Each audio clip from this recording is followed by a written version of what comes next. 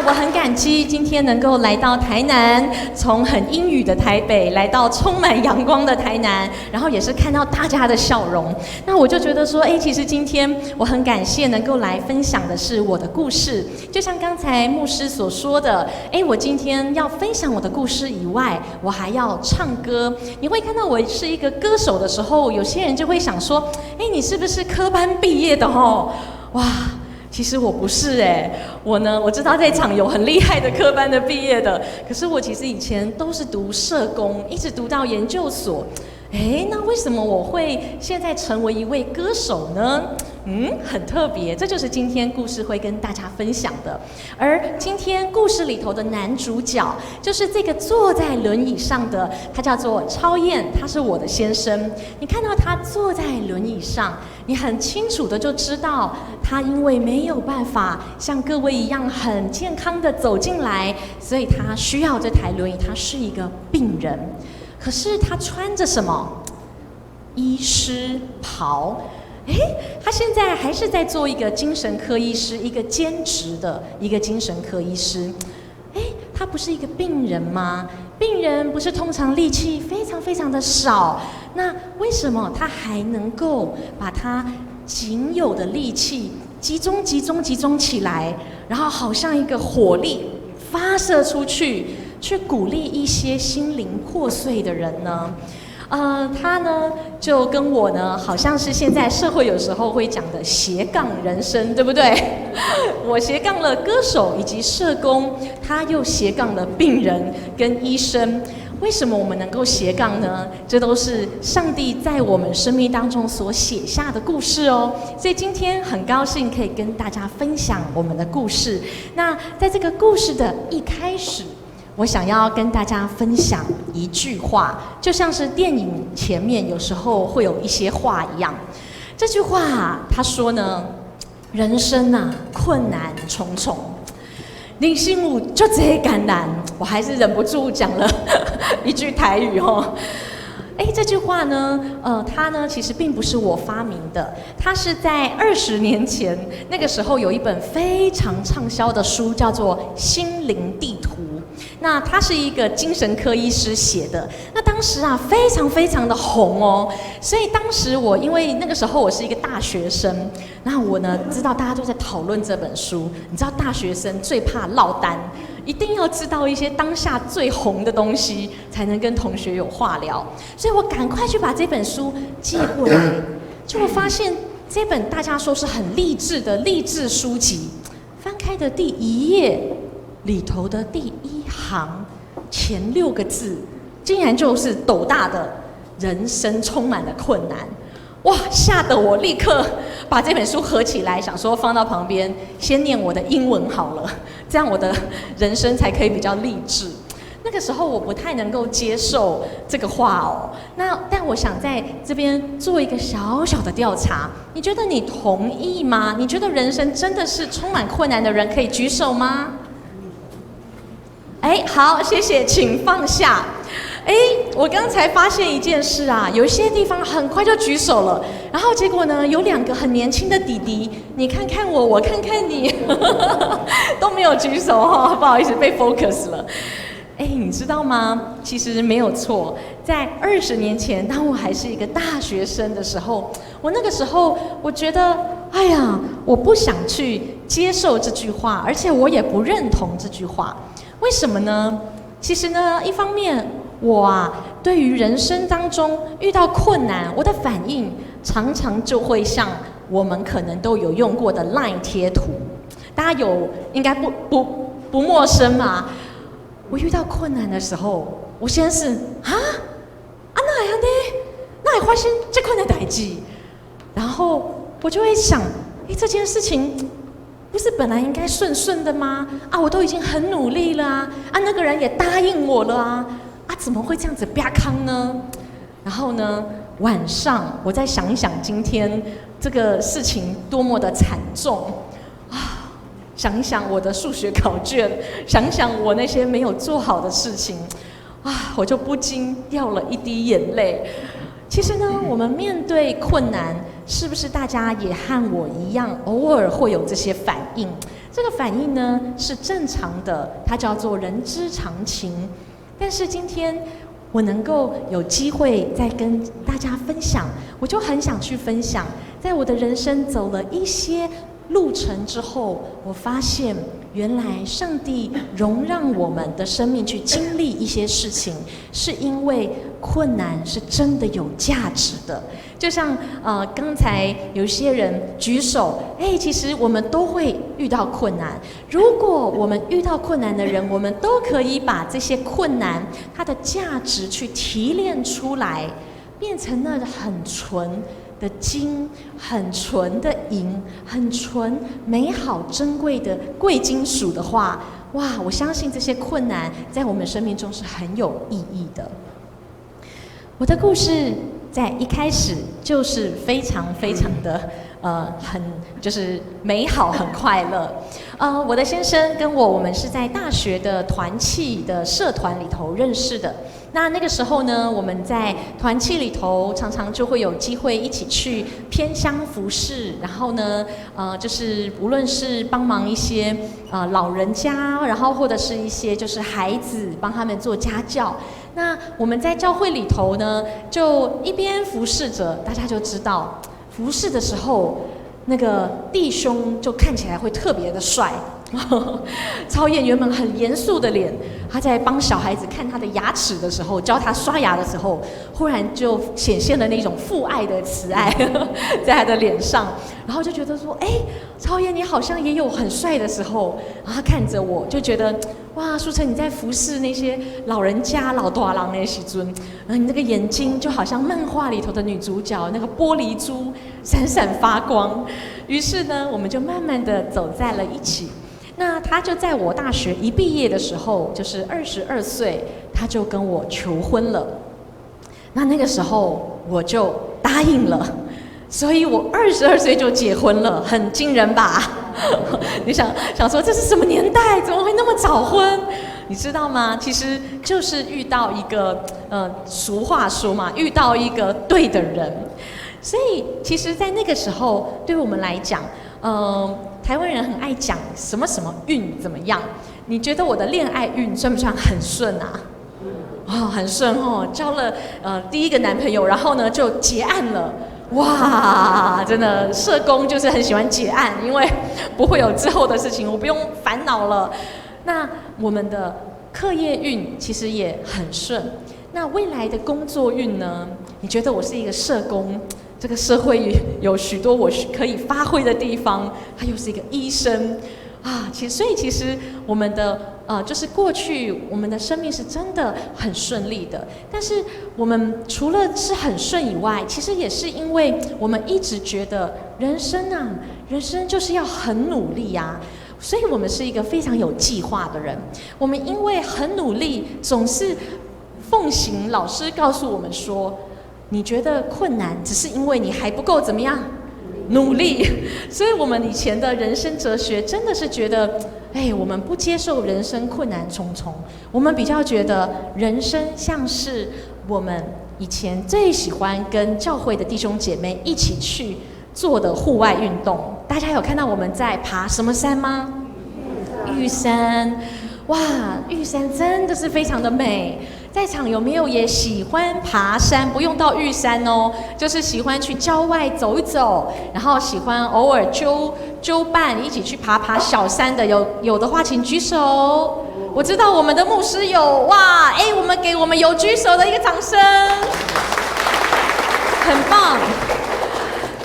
你知道吗？台湾的山真的是特别的美丽。然后呢，我记得那个时候我去玉山，光是玉山上面的杜鹃，玉山杜鹃就超过了6种以上，哇，很美很美。那平时呢，我们没有办法爬山，超燕她很喜欢做一个运动，就是跑马拉松。哇，在场有没有也有运动的习惯？不一定要跑马拉松，哪怕是打篮球啊、打躲避球啊，小朋友应该会打躲避球吧？然后或者是跳舞啊，然后打羽毛球，就是任何喜欢运动的朋友可以举个手吗？哎呦，太棒了，太棒了！这是一个健康的教会，我们给自己一个掌声。哇，连小朋友都有举手。你知道吗？无论是跑马拉松，或者是爬山，它都是一个，就是你设定一个目标，然后呢，预备。对不对？可能我跟超燕设定了明年哪一个月我要去爬玉山，然后我就要预备我的体力，预备我们的背包，然后呢，到了当天我们就要很努力。其实这就像是我们的人生哲学，因为这样的哲学，超燕他的确累积了不少完赛证明。这个不关乎名次，而是你只要到最后，坚持到最后，就会有的这个马拉松的完赛证明。那我们就一直觉得人生真的好像没有什么困难呢，直到了这一天。2009年1月1号，那个时候我们结婚已经7年了。那超燕呢？她考完了她的精神科专科医师的执照，然后我也就是把我的论文丢出去了，就像是我们的这种好像一个一个的目标一样。通常达成完一个目标，这样的哲学的人就会想怎么样？对，下一个呢？我接下来是要怎么样？那我们就听说教会呢，就是想要派传道团到大陆去。那因为呢，就是大陆他们是宗教非常的地下化的不自由的地方，所以其实那边的人，我们就知道他们虽然经济是起飞的强国虽然强，可是他们的心灵其实是非常非常的脆弱的。所以呢，我们就一方面可能从小我不知道大家有没有听过要拯救苦难的大陆同胞。如果你笑的话，代表你的年纪跟我差不多这个真的是洗脑太深。然后呢，再加上超燕呢，她本身精神科，她也听说大陆他们的这个医疗资源其实并没有像台湾这么发达。她就想说，我去那边又可以传福音，然后又可以去帮助到这些精神病人。何乐而不为？所以我们就把我们成家7年的家具、什么什么家当全部卖掉，变成2个20公斤的行李箱，就这样拉去了中国北京。到了中国北京我们呢就在那边大学传福音，跟那边的大学生。那你知道吗？一去的时候，我们在北大就跟学生聊天，我们就说，那个时候是9月，也就是刚开学。我们说，怎么样啊？你们那个开学大家都怎么样？很开心吗？他就说，我们北大已经跳楼5个了。哇！大家有听过前一阵子台大很多学生的，你知道吗？大陆是更严重的，他们的心灵是更脆弱。所以那个时候我们一听到，吓到才9月，根本还没有什么期中考、期末考，所以我们就觉得我们来对了。我们就很认真的，平时呢就是在那边传福音，跟学生建立关系。那在假日的时候，因为我们全部都是台湾人，我们没有去过就是大陆，甚至是北方，因为台湾你知道纬度比北京要低很多所以我们就在假日的时候会带着弟兄姐妹去什么圆明园去到一些北方的一些地方，这样子一方面呢，让我们可以紧绷平常躲公安的心可以比较放松一点；二方面，我们很需要了解当地的风土民情，才有机会跟他们有机会传福音、建立关系。而冬天的北京，你知道它是会下雪，他们的冬季运动一定就有滑雪。我们呢就跟弟兄姐妹来到了滑雪场，而在滑雪场一开始，我们呢请了一个教练，教练教了我们2个小时，都滑得非常非常的好。就在滑雪场要关门的30分钟，超燕呢，他就问我，他说：“素晨我们今天好开心哦，那你再陪我去滑，就是滑一下好不好？”他说的是这个初级雪道，也就是左手边很多人的地方。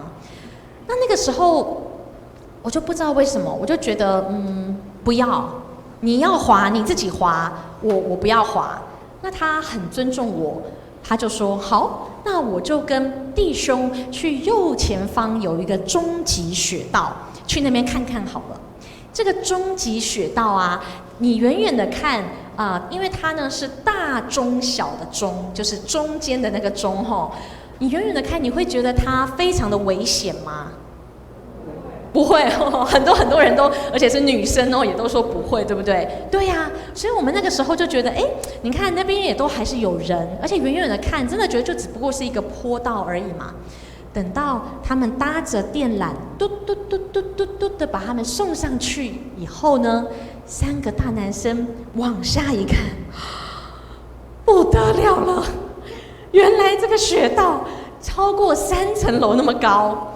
而且呢是45度那么斜，所以如果要滑哦，第一件事情是你要把头探出去，然后抱着一种跳楼的勇气往下滑。哇，他们呢3个大男生腿都软了，你看看我，我看看你，想说刚才有那个缆车嘟嘟嘟嘟把我送上来，有没有可以搭下去的哈？跟大家讲，真的不要去强国滑雪，因为他们只做了一半，只能够上去，其他就要各凭本事，兄弟登山哦。所以呢，怎么办？硬着头皮，还是只好滑下来了。那超燕呢，他因为呢，他就是想说，好都要滑，那我观察一下前面的人怎么滑。他呢就看到前面的人，他们都在一个就是前面很陡的地方呢，他们就跌倒了，滑斗，然后就嘟嘟嘟嘟嘟嘟这样滚下去。那其实看到跌倒，大家如果有溜冰，小朋友可能有溜过冰，就知道如果今天啊你跌倒，在溜冰来讲是很严重还是很平常的事？很平常啊，通常就拍拍屁股起来嘛，对不对？所以其实再严重，我们通常都觉得就是这样了。超燕呢，他就在前面，这个很陡的地方呢，他就把他的身体跟这个坡道呢稍微比较，就说靠近一点，他就真的很顺利、很漂亮的滑过了这个大家都会跌倒的地方，就像他的人生的前半生一样。而当开始变得比较缓了，他开始要把他的重心往后放。这个时候，如果你有雪杖，你就会要把它就是增加你的摩擦力、阻力。结果他的雪杖往下一插，糟糕了，是冰不是雪。大家知道冰跟雪的差别？冰是滑的，雪是松松像沙滩的沙子一样。糟糕了，他完全没有办法刹住啊！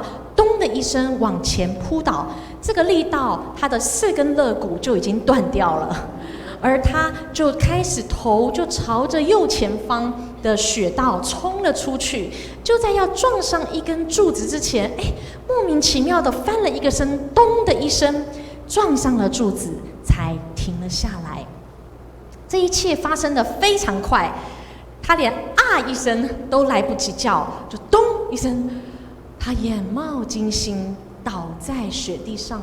看到我人在雪道的另外一边，原本还要帮他捕捉滑雪的影子，都还来不及按下去。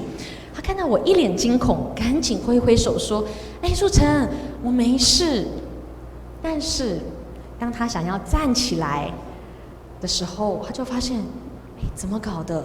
我完全动弹不得他的胸口以下就好像已经离开他一样，虽然还接着，可是他已经完全没有任何的知觉，也动弹不得。在冰冷的雪地当中，还只有他的双手有感觉。那个时候，他就知道代志大条啊！滑雪场吓坏了，我们当然也吓坏了。赶快把我们送到最近的医院，已经是6个小时之后的事了，所以千万不要去强国滑雪哦。医生做了许多的检查，就把我拉到急诊室的外面。医生说许太太，你的先生他的脊椎伤得很严重，你看到他已经就是整个断掉，里面包的那个脊髓更是就是完完全全的受损，所以呢，他以后是再也不可能站起来走路了。但是它脊椎啊，你有没有看到它已经有点弄得尖尖的，好像我们中秋节的烤肉串。它伤的位置，其实在我们人体的胸椎，其实附近是有很多重要的脏器，包含噗噗跳的心脏，还有我们呼吸的肺叶，以及人体最大的那个主动脉。它虽然尖尖的，但是都没有吐丢它的重要脏器，造成大内出血。于是他就这样幸运的活了下来，成为了脊髓损伤的病人。大家看到这张图可能会有点担心这个英文，但是我会跟大家分享，这张图是可以用台语去理解的。为什么呢？其实是一个阿伯教我们的。超燕动了许多的手术，我们就回到了台湾，展开了漫长的复健。而在台北荣总神经再生中心的复健室，差不多就是我们今天这个会堂的大小，而里面啊，几乎都是年轻人。阿伯呢，就在超燕的旁边跟他聊起来了。阿伯说啊，哎呀，看就这些少年人吼，因拢兄弟有颈髓啊，就是他们只剩一颗头能够动，他的手脚都袂叮袂当哦，不能动哦。他就说，哎呀，因实在是颈髓啊，颈髓就是颈髓。你知道为什么这么多的年轻人呢？台湾的脊髓损伤平均年龄是27岁，这些人就只剩一颗头能够动了，更不用想他还要工作了。大家猜猜看是什么意外？没错，就是机车的车祸。欧多拜，在场有您自己或您的家人有骑机车的，可以举个手吗？好多哦！来，我们跟身旁的人讲说，卡塞基哟，真的。一定要小心，尤其是转弯的时候哦，不仅是速度，所以呢，我们真的是要很小心的在我们的机车的这个上面。阿伯就看了一眼超燕，说：“哎，少年嘞，你是胸有大？”超燕说：“阿伯，我胸有胸髓。”阿伯说：“啊，你这胸髓啊！”阿伯真的是很特别哦，我们就很好奇。那阿伯你是胸有大？阿伯说：“啊，我胸有腰髓，我这是腰受髓。”所以原来颈髓、胸髓、腰受髓，阿伯是真的很幽默的讲出了脊髓损伤的生命，真的让我们不仅困难重重，有时候想起来真的是哇那假髓。除了超燕她要复健以外，其实在她复健之前，她呢是连呼吸都有困难的，因为伤到了胸髓。其实呢，平时我们呼吸的肌肉，原来也是要靠我们脊椎里头的这个脊髓去控制，而超燕没有办法控制她的呼吸的肌肉，她讲话都只能一个字一个字的，肺活量非常的少。如果她要跟我要一杯水喝，她必须说：“给我水。”哇，有时候我听了都觉得，你可不可以讲快一点啊？都不耐烦了。其实呢，对我而言，当我看到他是这样的时候，我忽然之间体会到，原来我们每一个人，我们在我们出生的时候，我们不是都会哇哇大哭吗？然后我们从小到大，几乎都是不加思索的就可以讲一句话：“妈妈，我要吃蛋糕。”或者是我们刚才要唱歌，我们就可以唱完一首歌甚至2首歌，想都不用想。你知道吗？这个是上帝给我们天生内建非常大的恩典呢。你知道这样子的一个就是肺活量，它真的是很大的恩典，并不因为你也有我也有，好像看起来很平凡，它就不重要。所以我想我们跟身旁的人讲一句这个真的是很棒的话，就是我很幸福，好不好？我很幸福，真的。我们要知道，我们每一天我们能够呼吸，能够跟别人讲话，甚至讲出我很幸福，你都是真的非常非常被上帝所爱的。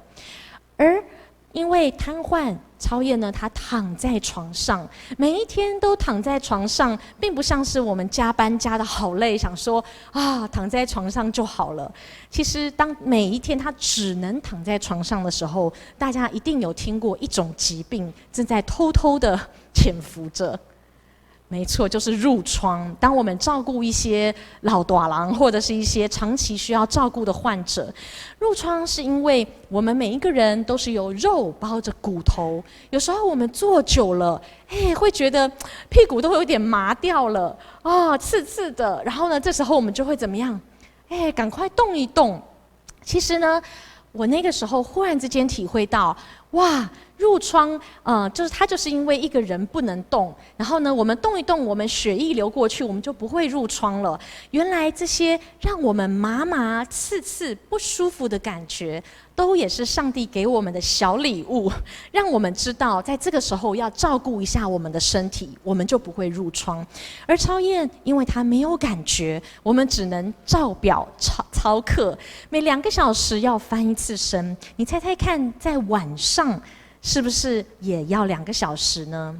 没有错，我们的闹钟就是2点、4点、6点，要把它翻过去，才能够避免褥疮的发生。而早上8点起来的时候，超燕呢，睁开她的熊猫眼，摸一下她的床单，啊，淑成，抱歉，我又大洪水了。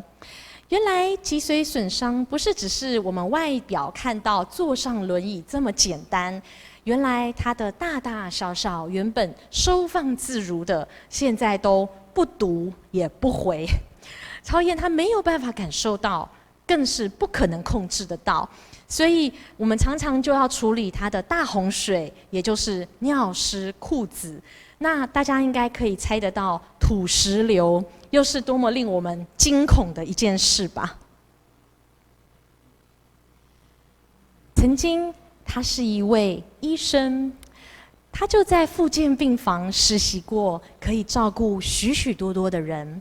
现在他成为了一个病人，常常连一杯水他都要请别人帮他倒，因为他走不过去饮水机那里。曾经啊，他的未来就像是窗外阳光洒在树上那么样的灿烂，充满着生气。可是坐上了轮椅，他看得到，他却走不过去。如果这样的事情发生在您或您所爱的人身上，您会有什么样子的心情呢？对超燕而言，的确是非常难熬，但是对我而言，我变成了一个长期照顾者。大家应该都听过，现在台湾已经进入长照2.0的一个年代了。我们呢，也常常有时候会听到，在照顾者生命当中，有许许多多他们也需要被照顾的心情。而我在那个时候，也在学习我人生中一个很重要的功课。其实虽然照顾超燕肉体很劳累，可是大家知道，人真的能够瘫痪一个人的是人的哪里？没有错，其实让我最累的是我的心。我每一天看到他从一个以前我可以很倚靠的人，变成了一个大婴儿，我要帮他把屎把尿，然后哇，他很痛苦的时候，我的心里面其实是更难过。而那个时候我的难过每天压着我，甚至让我都觉得我几乎就是要忧郁症了。但是还好，我做对了一个选择，我选择把我的心情，把我的负面去做了一个整理，还有找有智慧跟安全的人讲出来。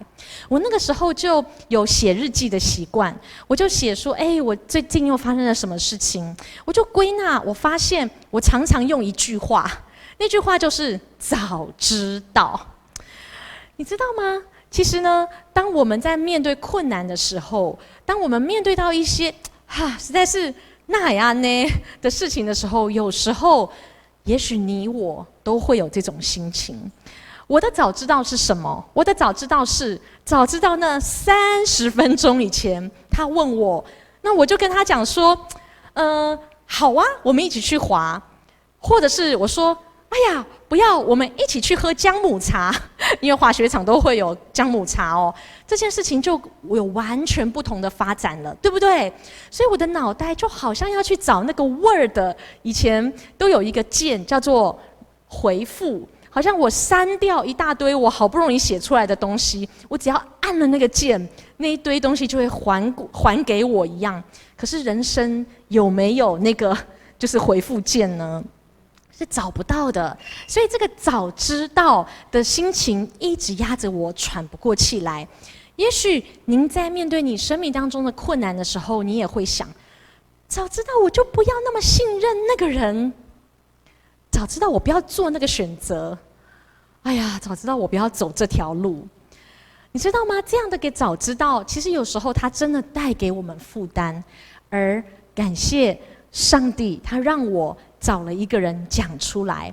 我找的是谁呢？我找的其实就是超燕，而超燕的回应也真的让我真的有一个不一样的眼光。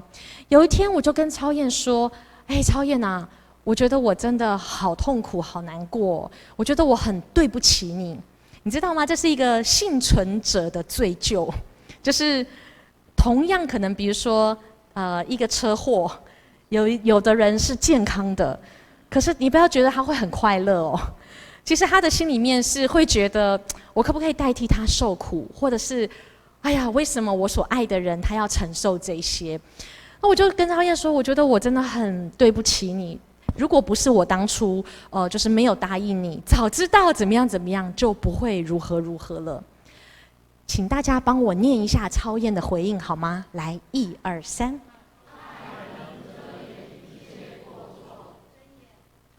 谢谢。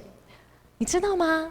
超燕却告诉我这句话，她说：“素晨啊，你也许你以为你有错。”她说：“可是其实我自己才是那个有责任的人，因为我自己用我的双脚走上了那个雪道。还有啊，滑雪场他们也没有维护好雪道。大家如果未来疫情结束去滑雪，你一定要注意哦，滑雪场应该会有一个铲雪车，一直撸来撸去，这才是正常的，不会有冰这种事哦。”可是超燕说：“素晨啊，但是你知道吗？你一直看到你的错误。”我却每天看见你，还有上帝跟身旁人的爱。他说：“你们对我的爱，已经让我生命当中的这个错误显得微不足道了。”哇，我觉得很特别。原来超燕看到了什么？超燕看到啊，我们的家人，你知道吗？他的老爸爸住在台中，原本双方家人因为在台北、台中距离的关系比较少联络。可是呢，在这个受伤以后，他们不是彼此责怪，而是彼此热线你和我。哎呀，接下来怎么样？超燕他出院了以后住哪里？住的地方有没有无障碍？然后他爸爸更是每个礼拜忍耐着他的耳鸣，因为坐车经过3义交流道特别高，然后呢要来台北帮超燕针灸，每次呢回去又是一段耳鸣，等到他耳鸣好不容易好一点点了，他又要来帮儿子针灸，就这样针灸了8个月的时间。我们很感谢我们家人的付出，亲爱的弟兄姐妹，我们的家人对我们的付出，还有我们对于彼此我们爱的家人的付出，是不是理所当然的？不是，其实是很感恩的，对不对？所以你们的爱，你们对彼此家人的爱是非常重要，是非常珍贵的。而也就是在那个时候，我们特别的看到，除了家人，我们小小的家庭以外，我们更感谢我们有一个大的家庭。大家知道这个是医院唯一合法的另类疗法吗？因为我们之前他爸要针灸，我们要躲西医是不准那个中医在那边针的，因为万一针出问题，他们要负责。但是祷告就可以哦，祈祷。你知道吗？弟兄姐妹来到我们床边为我们祈祷，常常为我们祷告以外，有一天有个弟兄祷告完，抬起头来说：“素晨，你好像看起来黑眼圈很深，你是不是睡不好？”我说：“啊，对啊，那个陪病床有点窄哦，比较难翻身。虽然我还蛮瘦的。”他就说：“不行，你未来要打很长的仗。”他说呢：“那不然这样好了，我那个轮礼拜一，老张你轮礼拜二，那阿迪啊你就轮礼拜三。他们就这样子有1个月的时间，竟然让我晚上回去睡觉，教会的弟兄这样子轮班。我觉得我在那个时候，我就觉得我真的很不配耶！我怎么能够有机会成为上帝的女儿，去享受这么大的恩典？这真的是没有神的爱。如果他们不是因为神的爱，他们不可能为我做这样的事。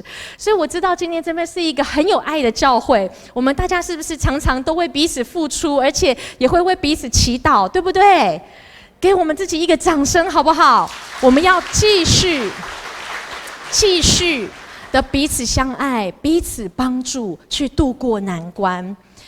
更不用说在医院都会看到的一种特别的天使，就是白衣天使。大家知道我们的台湾的医疗其实现在是叫做血汗医疗，并不是探短级哦。这些医护人员、药师、复健师，他们其实尤其是要轮班，他们用他们自己的健康在守护我们自己的健康。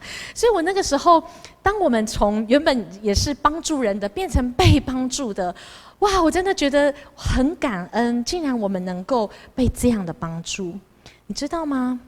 爱能够遮掩一切的过错，真的让我走了出来。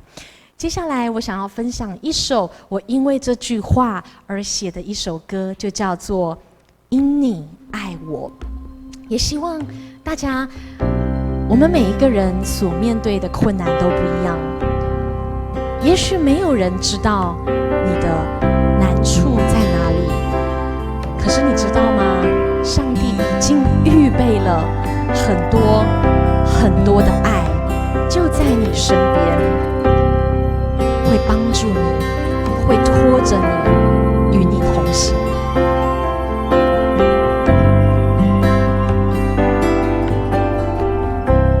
从没想过这一天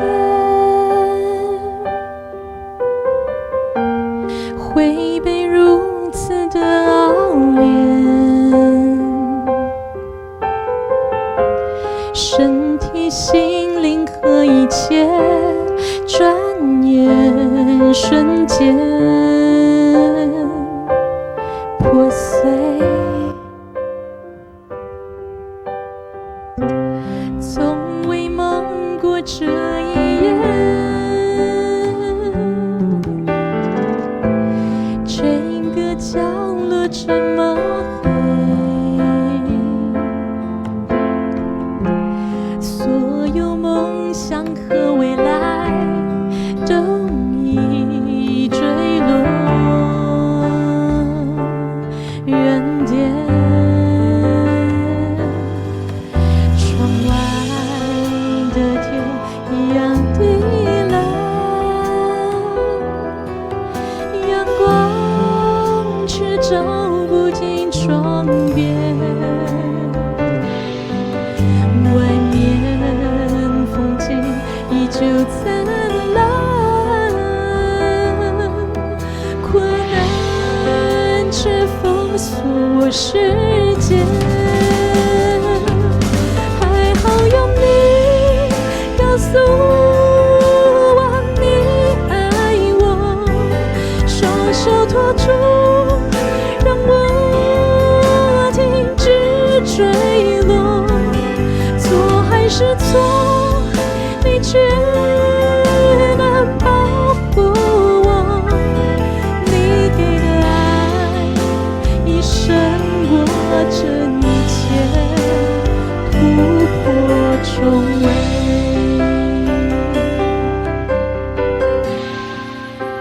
没有错，我们面对的困难的确是难的。可是超燕说啊，他发现上帝给他2只眼睛，好像呢，当一只眼睛是看到了他的困难的时候，另外一只眼睛还要继续睁开，去看到有多少的人爱着他、支持着他、帮助着他。日复一日的锻炼，考验着我的信念，每个肌肉的连接，纵然疼痛，这天试着用我每一天细细品尝你恩典，每个步伐都经历，勇敢抓住机会，天摇地动没有改变，你指引我方向往前，乌云仍然遮住天边，盼望就在我的眼前，因为有你告诉我你爱我，拥抱着我，了解所有软弱，你看着我，微笑着对我说，亲爱宝贝，你如真金宝贵，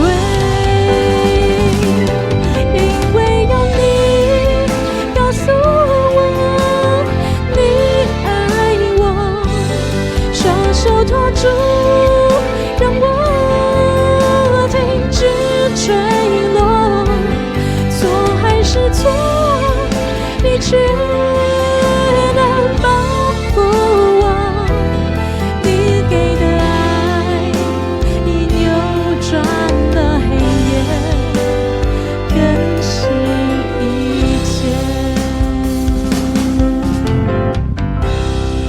谢谢大家，很有耐心的听完这首歌。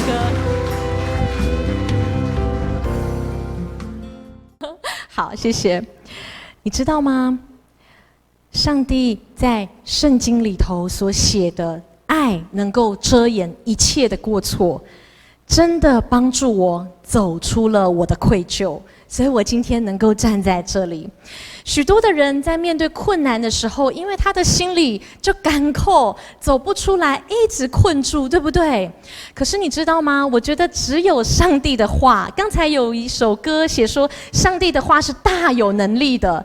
你知道吗？上帝的话真的就是在我们困难的时候是更有能力的，平时就已经很有能力了。超燕告诉我说，他看见的是上帝跟我们的爱的时候，我终于能够明白一件事，原来爱比什么困难、什么问题都大。以前的我呢，是一个非常斤斤计较的人，因为我想，可能我们从小都是考试，台湾的教育，我们很难容许自己犯错，因为可能差1分。就差好几名，对不对？所以我呢很怕犯错。可是当生命当中发生了这么大的事情，我忽然发现原来上帝说他的爱比这一切更大，而且的确真的更有 power， 每一天都来到我们的生命中。所以我就觉得苦难有什么样的价值？它真的让我看到了爱的价值。而在分享完我所学到的功课，我想分享一下超燕学到的，好吗？好，那我今天应该不会1001夜，就是讲到晚上哦，但是我可能会再讲个10分钟哦，可以吗？可以，因为超燕所学到的功课，其实我觉得也是我们每一个人所需要的，而且也是我现在还在学习的。超燕学会他人生中这一堂最宝贵的功课，不是在台大医学院的教室里头，而是在这个加护病房小小窄窄的床上。因为瘫痪了，他哪里都不能去。我们旁边的人啊，在旁边像蚂蚁一样，就是忙来忙去，他却只能躺在那里。他的脑袋在想些什么呢？即使身为一个精神科医师，他的脑袋里的想法其实跟我们大家也都是没有两样。他一样觉得，怎么会这样？为什么会发生这么严重的事？大家知道吗？就是医生通常也都蛮养生，会注重健康的，所以他对于他竟然把自己身体搞成这样，哇，他真的是非常的惊讶。而且他以前他也是骑摩托车，他是连一点车祸都没有出的这种状况，你就知道他平常是一个超谨慎的人。那除了他很懊恼以外，他也会觉得，我们不是常常都说好人应该有什么报啊，好报吗？他也会觉得，上帝，我是去拯救苦难的大陆同胞，怎么会我现在变得更苦难呢？会有很多不一样的想法，对于上帝不一样的认识，开始在 challenge 我们，让我们觉得，上帝你好像跟我们认识的不大一样。你知道吗？上帝会亲自回应我们，这之后我们再分享。而当他就算接受了这些念头啊，好吧，那真的发生了。他看看他的下半身，用他小小的脑袋瓜想一下，他就知道他的下半身基本上就是年轻人会说的卤了。在这样子每天的轰炸当中，你会做什么样的选择呢？大家听到我在这边分享选择，已经是第2次了，对不对？你知道吗？为什么我想要分享选择？我们在这个困难中所面对的选择，我为什么要强调？是因为我想要跟大家分享，即使有时候你的困难，你的那种觉得很衰、很讨厌的事情，有时候它会让你觉得我真的没有选择。因为的确，你没有选择，你今天要遇到这个事情。我们没有选择那个人要这样子伤害我、背叛我，我没有选择我要在这边怎么搞的就出了一件事情。可是，当我们在基督里，当我们跟耶稣有耶稣与我们同行的时候，他告诉我们，孩子，你是有选择的。而这个选择其实是在我们每一天的生活里，超燕就做对了一个选择。他做了什么选择？我想跟大家分享。有一天啊，超燕他就把我叫过来，我还在外面忙啊，他就说：“素晨，你来看一下这个我病床正上方的天花板。”那我就端详了一下，然后就想说，你在浪费我时间吗？这有什么吗？这不就是我们平常都在教室里或者是办公室都会看到的天花板吗？他说：“你没看到啊？我看到了这个，这是他后来自己 P 图 P 上去的吼。”他说啊，上帝让我哪里也去不了，只能待在这个病床上。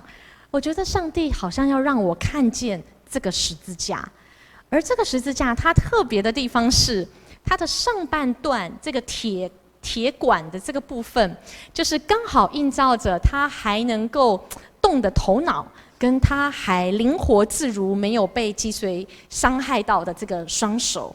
而下半段闪闪发光的日光灯管，是不偏不倚，嘟嘟啊呵就是对着它完全瘫痪，觉得很累赘，恨不得除之而后快的软弱的下半身。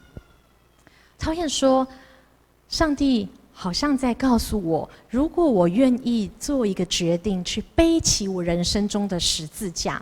也许今天有些朋友不太知道什么是十字架。十字架基本上就是我们生命当中每一个人最不愿意去面对的事情，我们最讨厌、最想脱离的东西就是十字架了。超燕说，也许上帝告诉我，因为就像在路加福音9章23节，他告诉我要天天背起你的十字架来跟从我。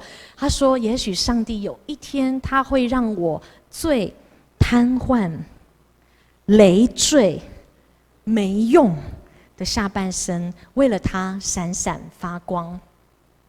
那个时候我非常的不能理解，我就想说，你头脑没有撞到吗？你怎么这么正面？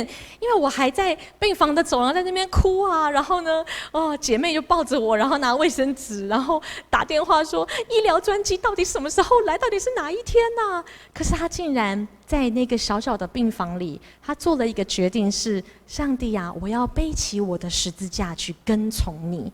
你知道吗？他做的是这个决定，而这个决定其实是又大又难，我们不可能靠着自己去做这个决定，所以超燕她每一天都有一个小小的决定，去支持她要跟从、要去跟随主耶稣的这个决定，那就是什么？就是她每一天都会看圣经20分钟，没有错，就是这样。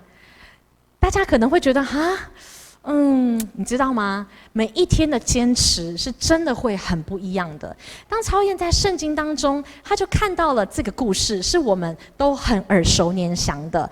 我们一起来念一次好不好？来，1、2、3。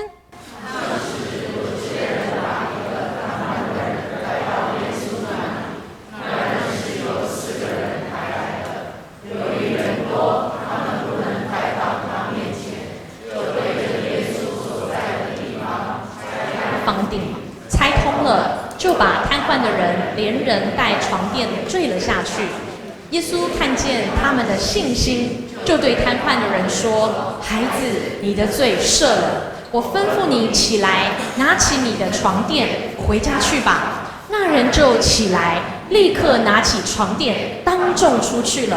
众人都很惊奇，把荣耀归给神，说：“我们从来没有见过这样的事。”你知道吗？2000年前，那些人说我们从来没有见过这样的事。即使在2000年后的现在的医学，也是没有见过这样的事。超燕看到圣经当中的故事，跟他现实生活是一个180度的对比。因为耶稣跟这个人说：“孩子，你起来行走吧。”但是医师每一次在我们住院评估完以后，就一定要再跟超燕讲一次，不是为了去打击他，而是要让他知道不要有过高的期望，就说：“许医师，你也知道，你这辈子……”但是当超燕看到这段故事的时候，他忽然之间觉得，其实医学不能的时候，人类不能的时候，在人不能，在神是怎么样？凡事都能呢。你知道吗？超燕并不是不相信医学，医学呢其实是人类所有经验的总和，它把我们所有人类框在这个框框里。可是你觉得上帝他会只在这个框框里，还是在框框的外面？他绝对是充满着这个框框，而且还在这个框框的外面。所以超燕就想说，创造宇宙天地万物的上帝，难道他在2000年前治好了这个瘫子，2000年后他的能力会有减损或损耗吗？是不会的。他相信上帝啊，如果你愿意，你一定可以叫我起来走。你知道吗？很特别，当他看到圣经的时候呢，上帝就把这个信心的种子放在他的心里头，他就开始每一天祷告，上帝，也许我有机会起来行走。而他原本脑袋里充满着许多为什么是我？他开始有不一样的眼光，他就想如果上帝有一天要让我起来，上帝的计划里，我们要不要参与？要哦，因为天助什么？自助者。所以他就想说，我也应当担负起我自己的责任，把我自己的身体照顾好。所以他想说，那我每一天就像小婴儿走一步好了，一个 baby step， 1年以后有几步？365步。他就想如果有一天我要起来行走，我总不能像一个烂泥巴一直瘫着吧？素晨，请你把我抱起来。我就把他抱了起来。他想说我每天都躺在床上总不能够有一天当我有机会起来行走的时候，连我手的力量、肌肉也都萎缩了吧？于是呢，他就开始练他还能够练的地方。他想说，我也应该要把我自己上半身练得壮一点他看到我每一天要花2个小时的时间帮他穿衣服、脱衣服、把屎把尿，然后呢洗澡。他想说：“素成，我呢其实手还有力。”他看到他自己拥有的，他说：“我应该要有学习呀。”于是他就说：“从今以后你不要再帮我好了，你只要帮我拍照。”所以今天我才有这么多的照片可以跟大家分享。他想说啊，小孩子在走之前一个动作一定是要懂得站，所以他就想说，可不可以请复健老师可以帮忙？复健师就说好哦，那我帮你就把腰给束了，把腿也绑了，然后呢，从平行杆后面的轮椅拉了起来，哇，超燕就站起来了。这是他第一次可以站起来的照片，你有没有看到他表情是有点惊恐的？因为他觉得自己好像飘在半空中，哇，吓个半死。可是第2天，他还是努力的继续的复健。有时候在医院里，他看到有一些伤友，怎么搞得没有家人陪，自己来复健？他就打听之下，发现原来台湾科技超发达，有我们平常的脚刹车、脚油门可以改装成什么？手刹车、手油门。于是呢，他就想说，好，那我就秉着我以前那个医学院一直考的精神，他就去考，终于拿到他的一张就是那个身障驾照。于是呢，他就可以上班了，还可以回去载他的同事，有时候还要载一些货物哦。你知道吗？当每一天我们把盼望放在上帝的身上，认真的也去做好我们的部分的时候，奇迹是会发生的。原本完全失联的神经，就长出了那么一咪咪的连结，让他可以把他的骨盆抬起来，把腿甩出去。他就这样子一步一步的走向了他最喜欢的户外。到了这个时候呢，如果您是我知道教会有许多的医生，您知道高位胸髓完全损伤的一个病人，他要能够站起来走，其实已经不是那么容易了。可是你知道吗？上帝真的不止在框框里面，也在框框外面。接下来看一段影片。心态让自己自由。那么接下来这位精神科医生因为发生意外脊髓损伤，同样是因为心态让他穿上机械腿重新站起来。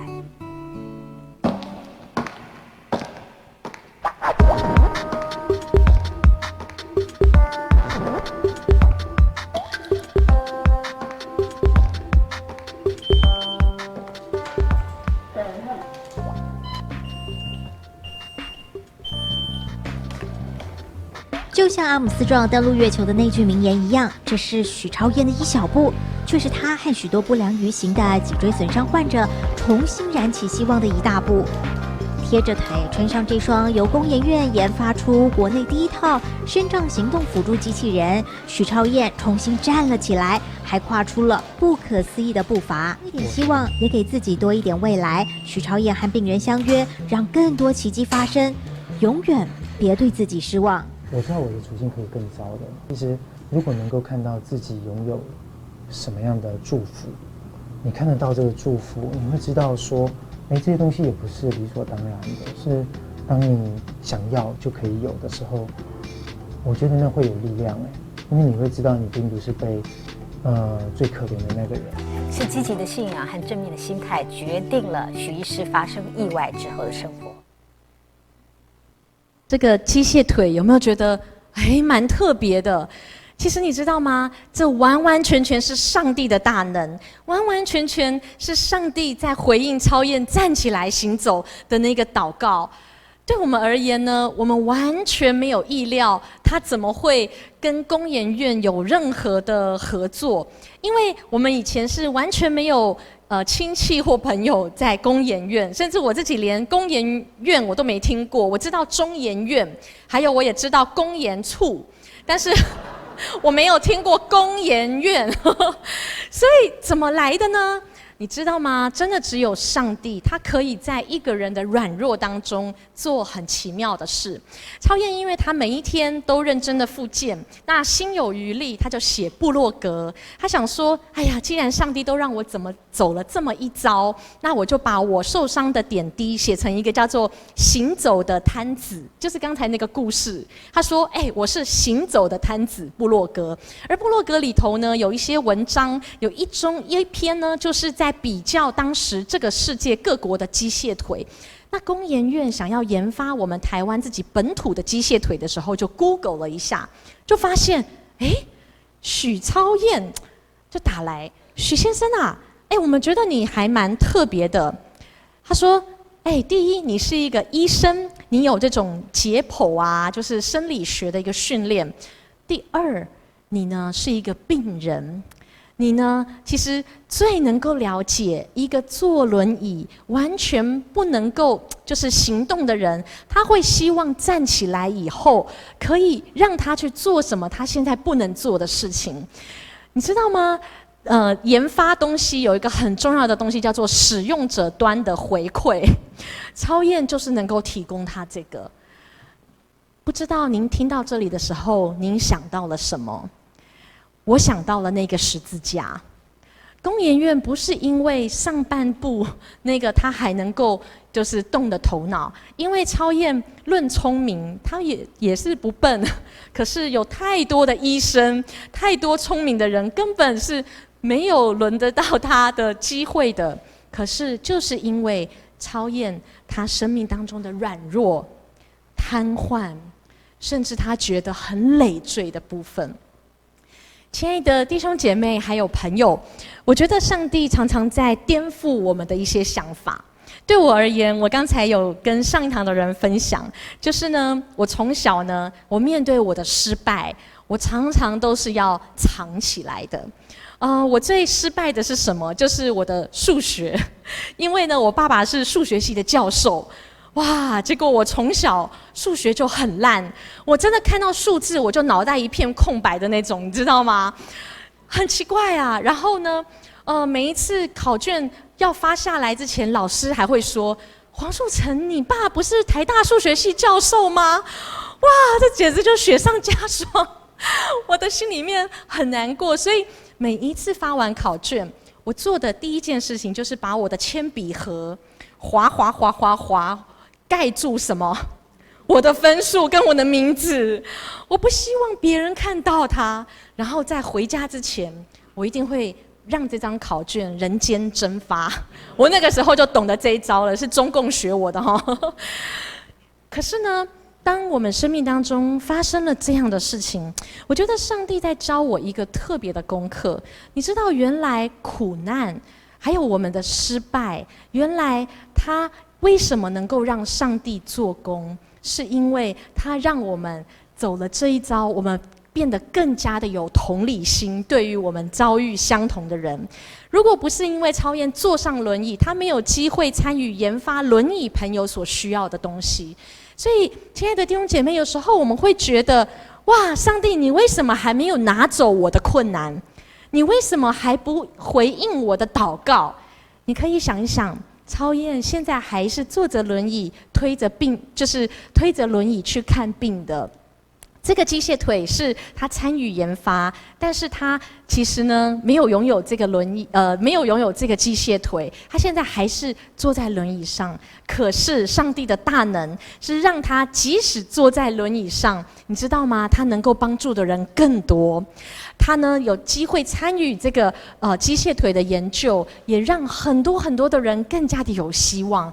而特别的是，当他的病人，他每次一走进诊间，病人一看到，啊，医生，你比我还严重。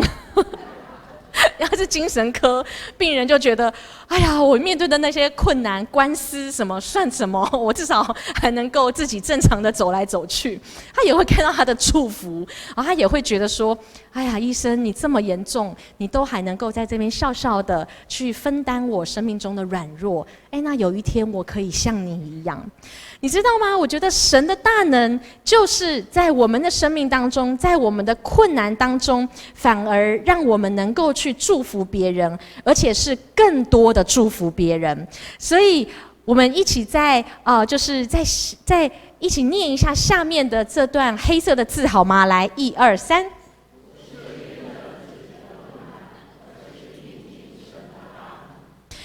Amen。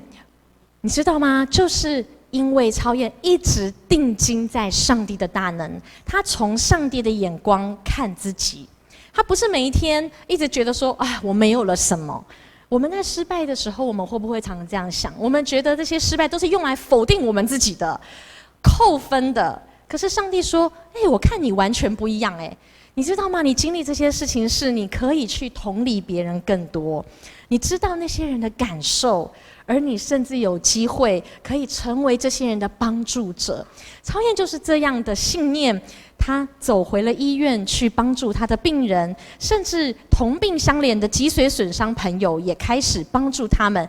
有些人呢，我们帮他找工作，而他们即使有工作，也觉得哎呀，我坐在轮椅上啊，我就觉得就拍死，我们就带他们去跳飞行伞，而让他们去飞在空中。今天最后一首歌就是有一个 MV， 很希望跟大家分享。你知道吗？当我呢也是在医院里住了9个月，我就特别能够体会像我们这种突然遭逢意外的家庭。我就想说，哎，等未来我们比较健康稳定一点，我要跟弟兄姐妹一起去鼓励这些家庭。于是就去鼓励在关爱之家那些被家人还有社区遗弃的病人们，竟然就这样唱歌鼓励他们，唱出了一张我的创作专辑来。我们的斜杠人生就是这样来的，不是在我们的计划中，而是在上帝的计划中。今天最后，我想邀请大家，我们要唱一首歌，叫做《超人不会飞》。我想请大家借我您的手，好吗？来，谢谢这首歌，希望大家可以看到脊髓损伤的朋友飞在天空当中，是非常特别的。你是否觉得有时候会对人生很失望？看着那山川，怀疑着自己是否能飞翔。折断了翅膀，好像把整片天空都遗忘。谁帮我看见暴风雨之后还是有太阳？别让后悔不停的播放，它已压垮了你的肩膀。就在最深最黑的夜里，和我一起大声的歌唱。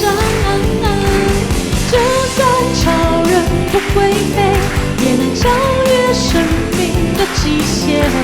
虽然眼角带着泪，你却珍贵。就算超人不会飞，梦想不会因此而停歇。飞越一间的黑夜，蓝天更美。超验跟这些轮椅朋友是怎么飞上天空的呢？第一，他们要接受别人的帮助，我们要懂得接受别人的帮助哦。有些人就当超验的脚，帮他助跑；有些人呢，帮他背很重的飞行伞当他的后盾；有些人就把他丢下悬崖，哇，他们就飞起来了。有时候我们会觉得我们的人生好像掉下了悬崖，可是我相信我们都会飞起来的，对不对？没错，请继续借我您的手好吗？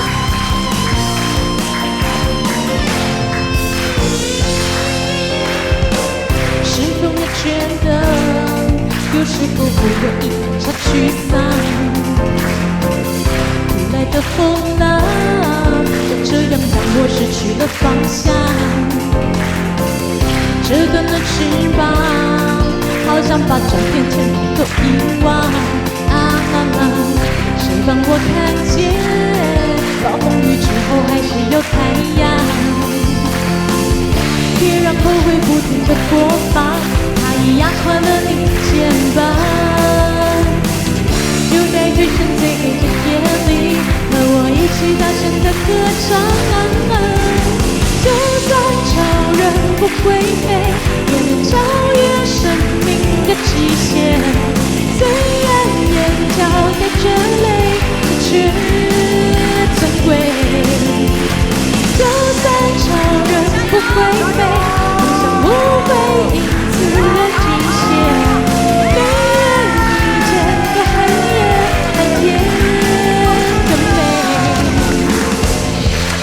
生是很奇妙的，有时候我们经历的困难跟挑战，会带我们走进另外一个世界，认识不同的人哦。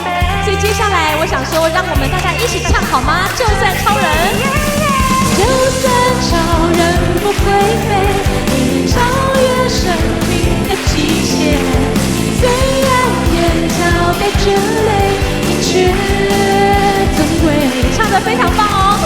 就算超人不会飞，我将不会因此而停歇，飞越一切的黑夜，蓝天更美。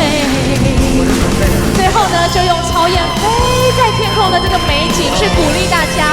没有错，我们都会遇见困难，可是我相信，当我们乘着上帝的翅膀，还有弟兄姐妹一起的帮助，我们的人生会飞得更高更远。谢谢大家，谢谢。